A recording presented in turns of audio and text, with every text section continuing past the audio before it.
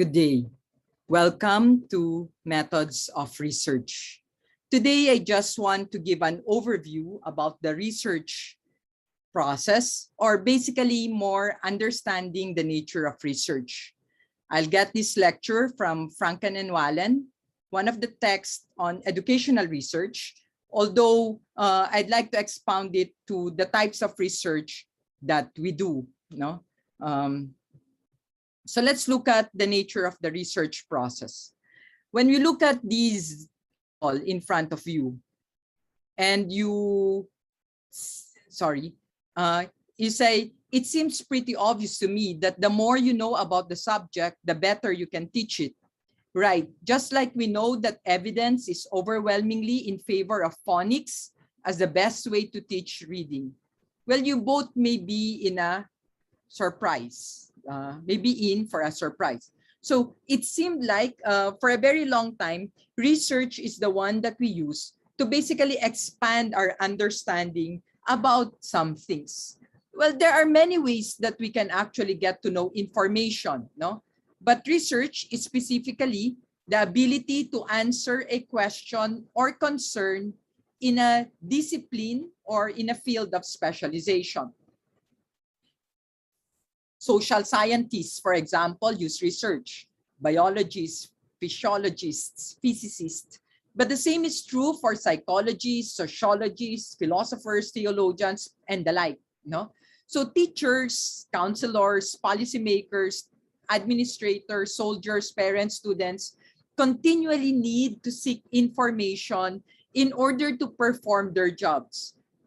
In a way, no? Understanding research compels us, if not begs of us, to basically provide research-based solutions to the problems that we confront in the workplace.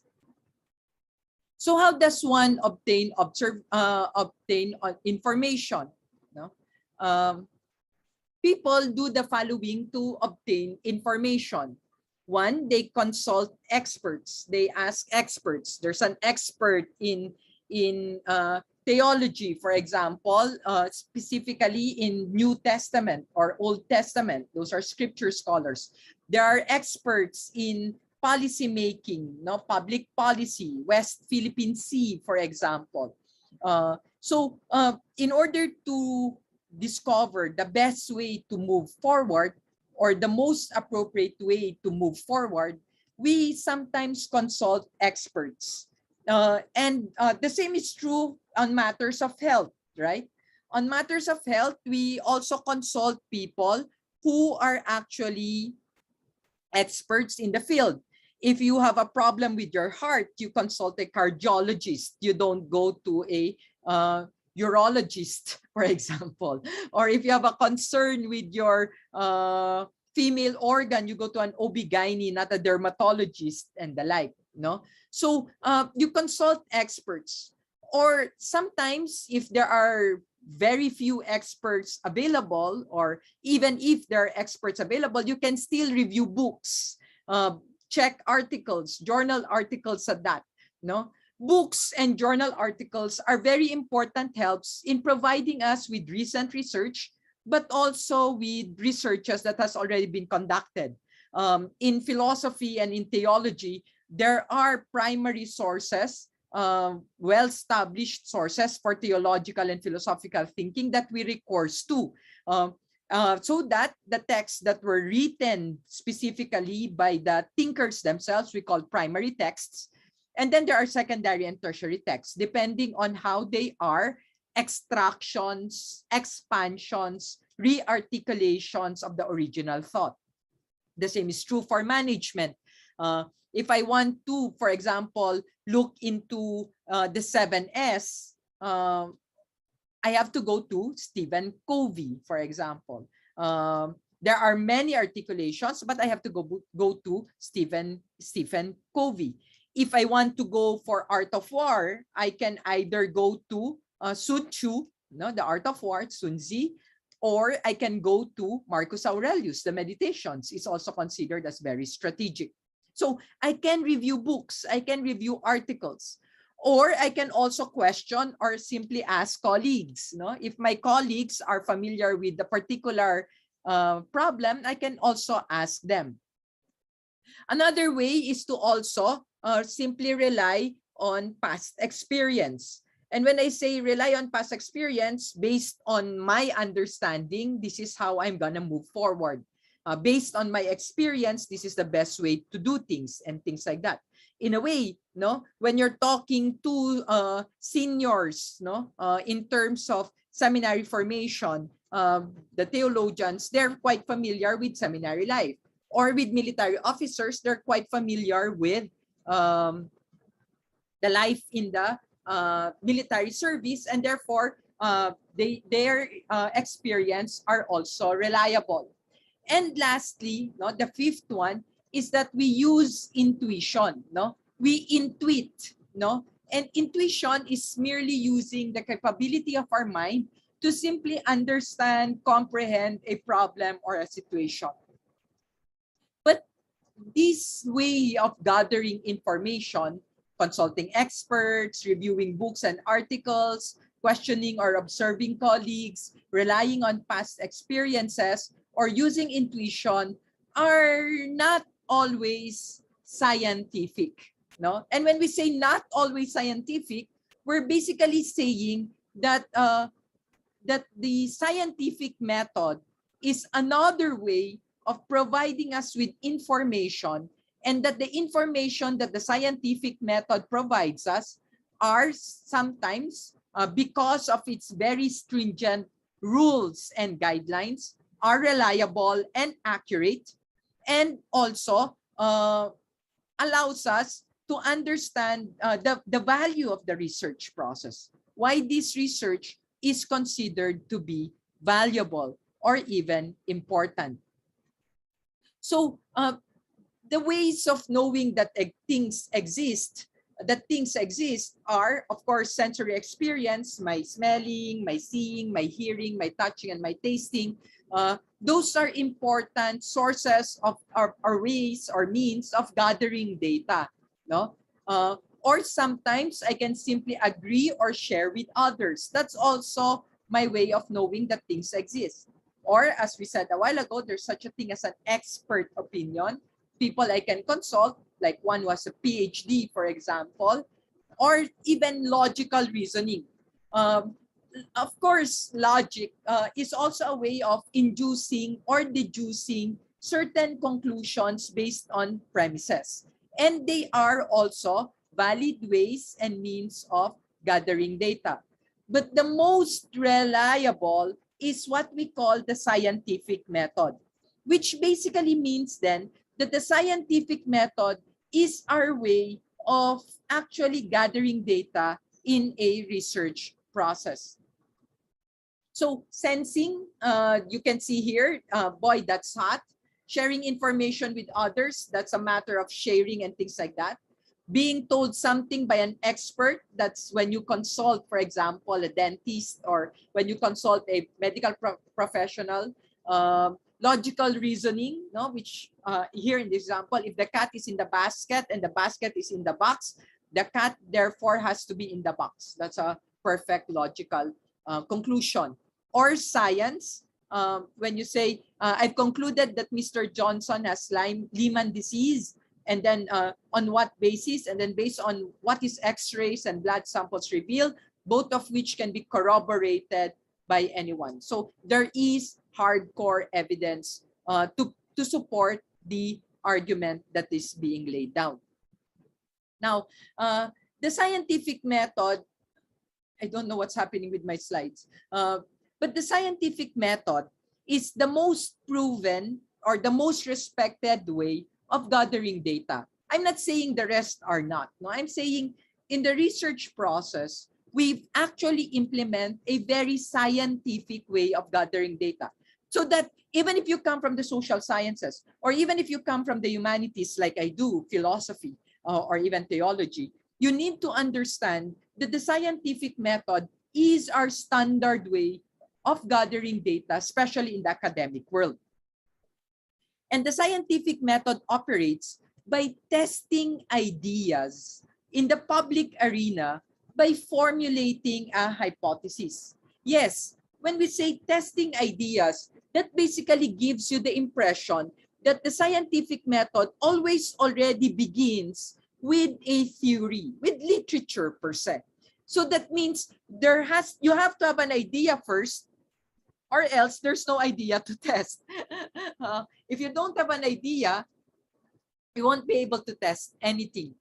And when we say we have to test ideas in the public arena, the only way we can test ideas is by formulating a hypothesis. Now, a hypothesis, you need to understand at this point, is not simply any guess, any hunch. Rather, a hypothesis is in fact a tentative but testable assertion, something that can be verified, something that can be supported with arguments, with evidences about certain behaviors, phenomena, and events. As such, it is an intelligent and wise guess. When I say intelligent and wise guess, you need to understand that a hypothesis, if I may say, is something that is a consequence of your reading.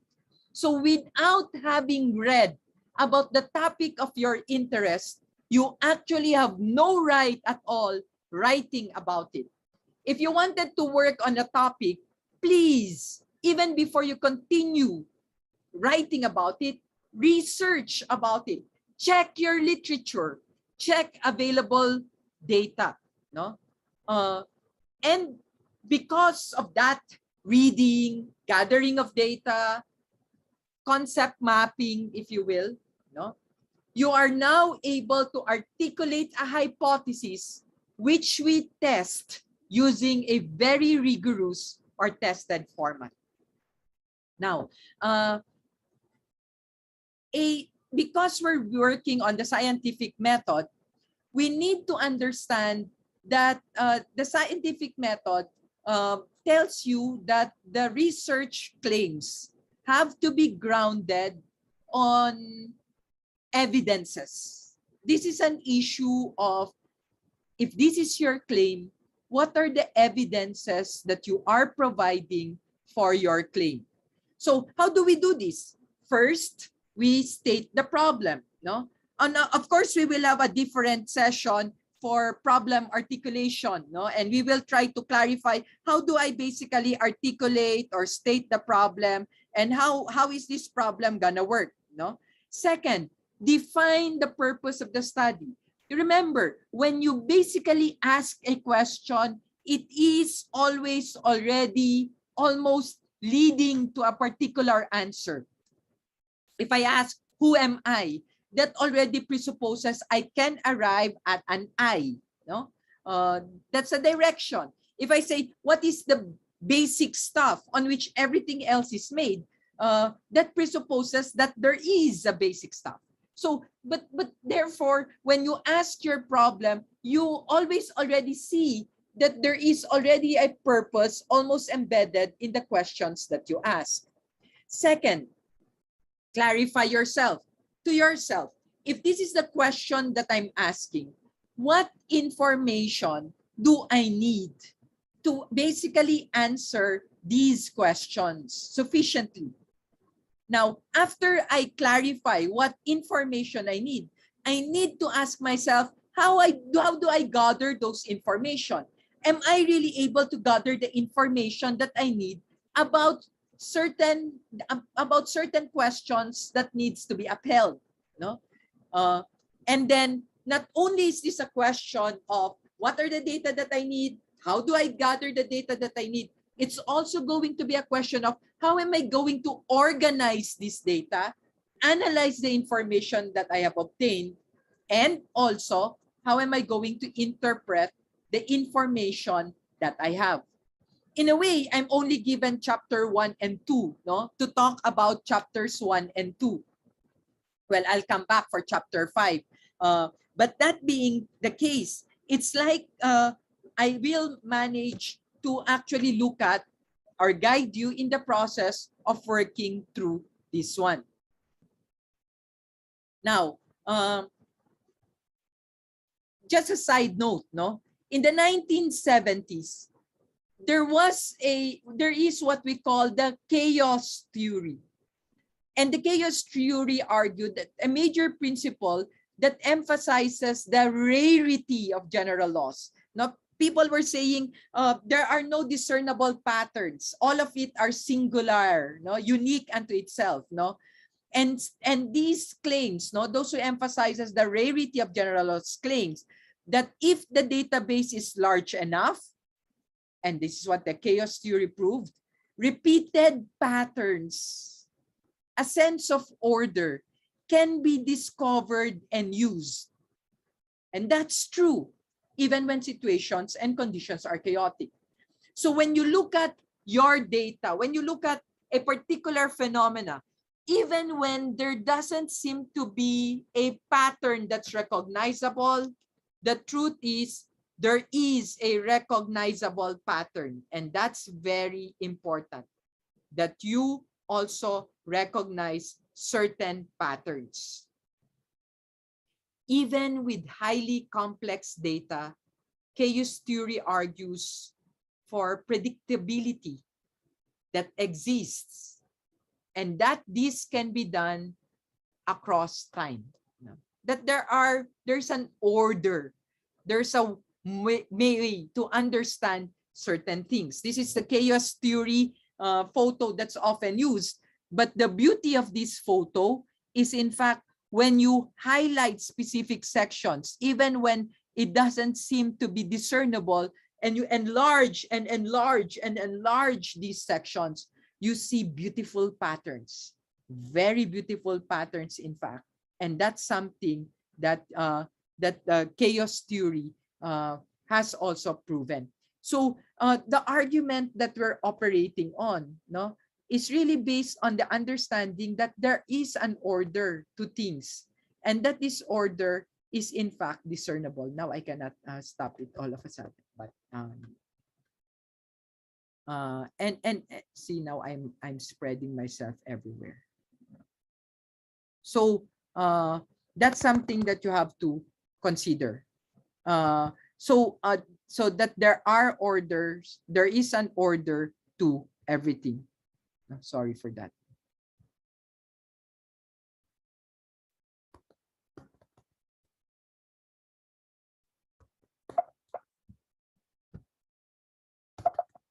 Okay. So I don't know how to stop it anymore, but I filled the entire board with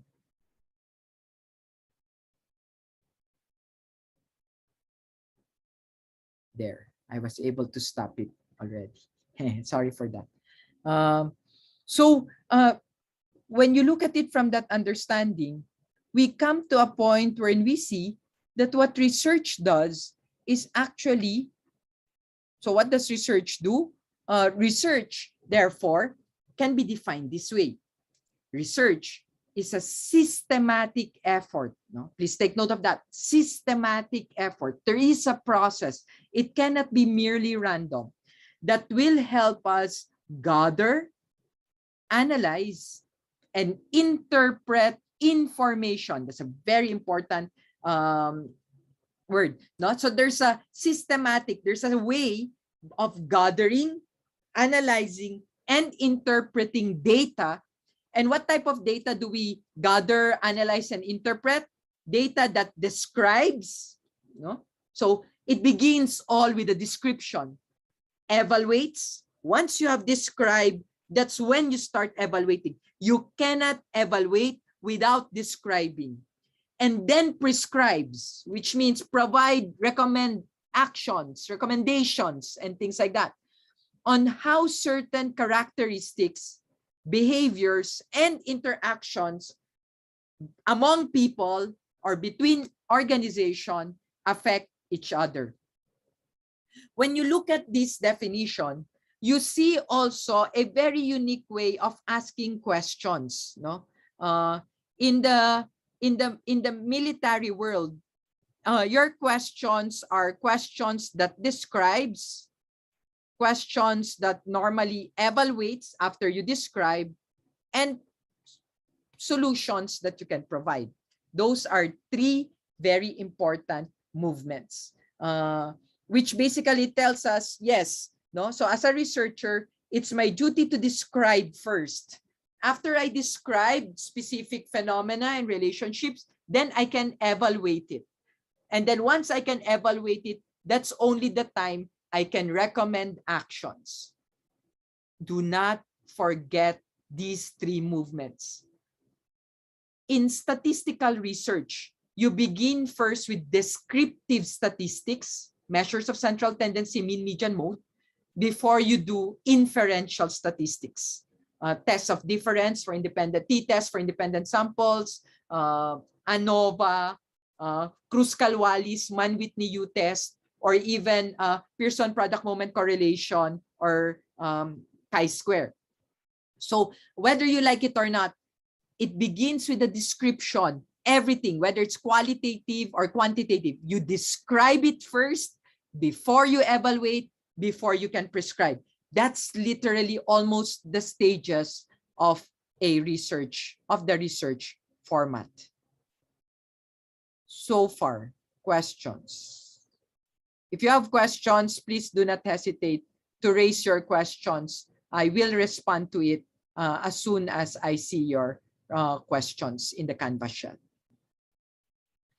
There's another definition, and it's this definition. The definition states that research is a critical investigation. That's beautiful. Critical investigation. So you're not simply investigating. You wake up each day, I want to investigate this. No, it's a critical investigation. That means I have to have done my preparations even before I go on research. No? And a critical investigation of hypothetical propositions, which basically means I'm evaluating something that is already proved, that is based on my readings, based on findings, based claims that I didn't just make, but claims that are based on something. And what am I concerned with? Presumed relations. In research, you're always dealing with two things. And you're either checking how they are related or checking how they are not related. Sometimes they call these two things variables, but we will go to that when that time comes. But the relation and disrelation of a given phenomena, and that's also very important to consider. Okay? So please take note of the two that we have described. There are different types of research, but even before I go there, I'll stop the recording here. And if you have questions, please do not hesitate to respond below. Thank you very much.